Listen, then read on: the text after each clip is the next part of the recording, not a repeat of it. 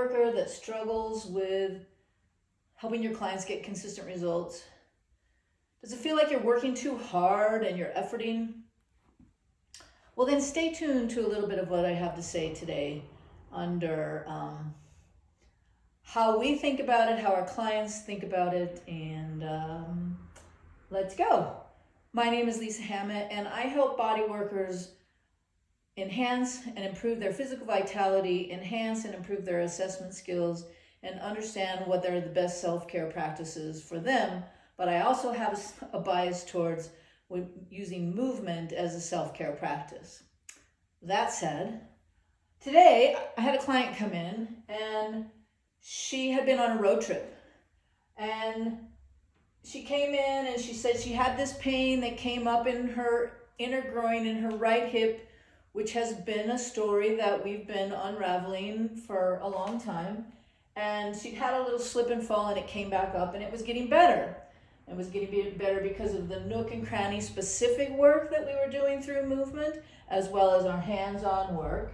And then it was getting better because she is starting to build a practice of releasing generalized tension before she gets out of bed and before she goes to sleep at night. I give those to my clients a lot, and I also do them for myself.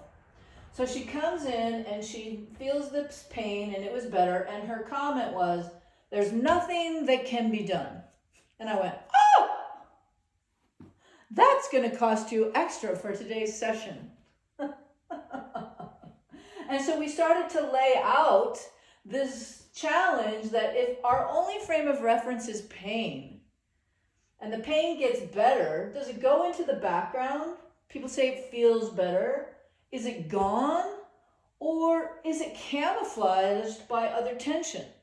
We don't really know that until we can develop our investigatory skills. But generally, if it goes away and it's a camouflage situation by other tension, we really can't feel that because our only frame of reference is this pain. So if I had a magic wand and I was going to be able to change the world, we would be able to start to feel when we're losing function.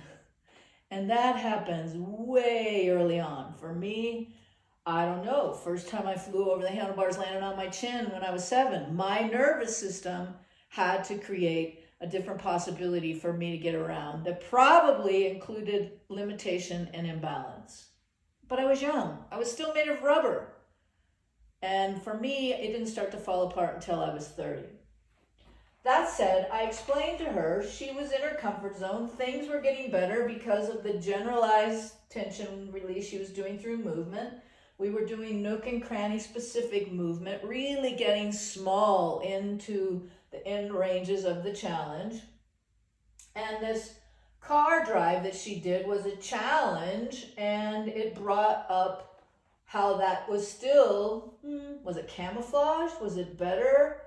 Did the car ride take her out of her comfort zone? Yes, she was driving long distance, created a challenge. Did it create an overwhelm? I don't think so. It didn't really set her back. It just brought up this familiar discomfort that she had. So that it just means that there's more in there that we need to work on. And as I said before, she said there's nothing we can do about it. So we started the session, and if you follow this carousel, you will see some of the movements we did for the pelvic bowl to have her be able to get in the nooks and crannies of her experience that she could take home and start to work on stuff. And what you'll see is she's sitting on a swimming pool roller, those big rollers, gnarly, too much pressure. I cringe when I think about it. But a small roller that she was able to sit on, and she was able to start to feel with micro movements, nook and cranny, micro movements, noodling around in there, getting more specific with this awareness on her pelvic bowl. And stay tuned, watch the rest of the carousel. You'll see some pictures of what we did, and follow me. Okay.